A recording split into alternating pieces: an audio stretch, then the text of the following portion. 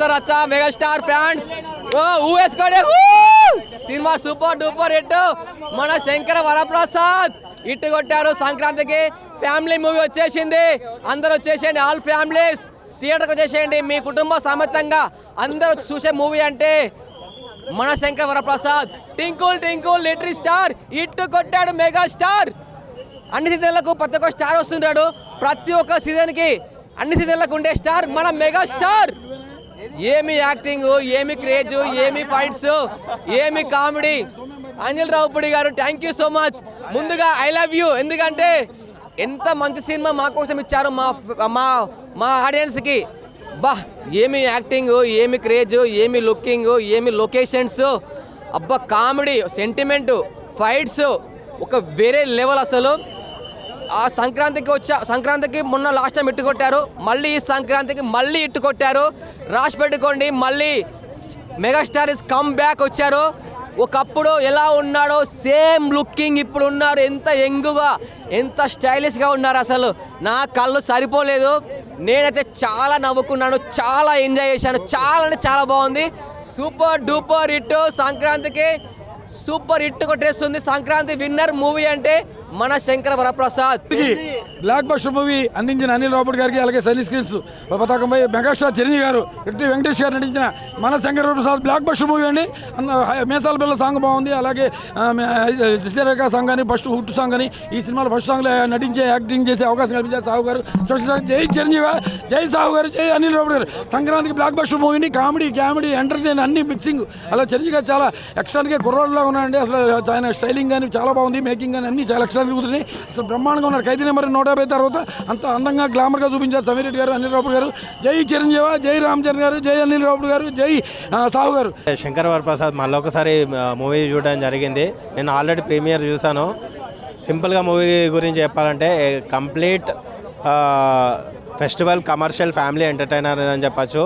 అనిల్ రావుపూడి గారు ఏదైతే ఫ్యామిలీ ఆడియన్స్ని గుర్తుపెట్టుకుని సినిమాలు తీస్తున్నారో దాన్ని 200% అచీవ్ చేశారు.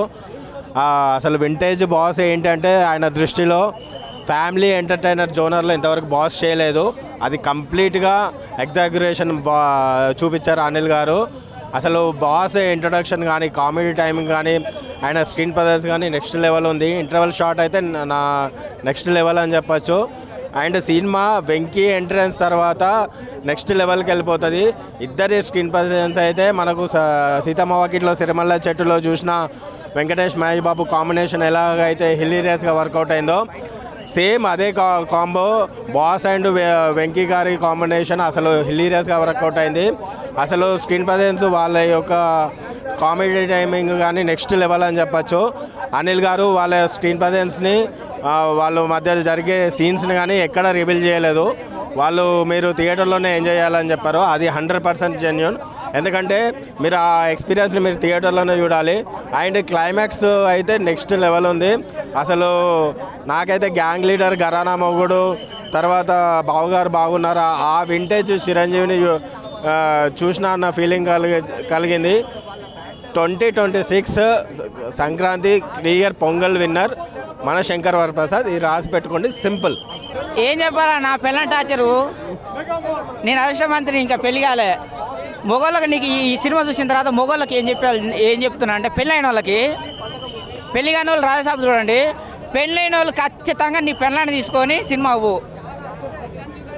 మొగోళ్ళు ఎవరైతే ఉన్నారో ఆ గుడికి ఈ గుడికి వేలు లక్షలు పెట్టుకొని తీర్థయాత్రలకి గుళ్ళు చుట్టూ గోపురాల చుట్టూ తిరిగే బదులు ఇంట్లో ఉన్న పెళ్ళానికి మొక్కున ఆయన నువ్వు మొక్కితే నీకు ఏ టార్చర్ ఉండదు. నువ్వు నూరేళ్ళు చల్లగా ప్రశాంతంగా బతుకుతావు. నిజంగా అన్న, ఎక్కడెక్కడో దేవుళ్ళకు మొక్కే బదులు ఇంట్లో ఉన్న దేవతకి పెళ్ళమే దేవత, నిజమైన దేవత. ఇంట్లో ఉన్న పెళ్ళానికి మొక్కితే జీవితం ప్రశాంతంగా ఉంటుంది అనేది అనిల్ రావుపూడి చూపించిండు. చాలా బ్రహ్మాండంగా ఉంది. అనిల్ రావుపూడి కూడా చాలా గ్లామర్గా ఉన్నాడు. వెంకటేష్ చిరంజీవి కంటే అందంగా కనిపిస్తున్నాడు. అనిల్ రావుపూడి గారు మీరు చాలా అందంగా ఉన్నారు. నేను కూడా హీరోగా ట్రై చేస్తున్నా. నన్ను హీరో పెట్టి సినిమా తీస్తారా, లేకపోతే నిన్ను హీరో పెట్టి నీ సినిమా తీయాలని చెప్పేసి డిసైడ్ చేసుకోండి. లేకపోతే మీ ఇంటికి వచ్చి నేను ధర్నా చేస్తా. ఏమైంది? అనిల్ రావుపూడి చాలా అందంగా ఉన్నాడు అన్న. ఇందులో నేను కూడా హీరోగా ట్రై చేస్తున్నాను. నన్ను హీరో పెట్టి సినిమా తీస్తావా, లేకపోతే నిన్ను హీరో పెట్టి నీ సినిమా తీయాలని చెప్పేసి నేను అడుగుతున్నా. లేకపోతే నేను మీ ఇంటికి వచ్చి ధర్నా చేస్తా.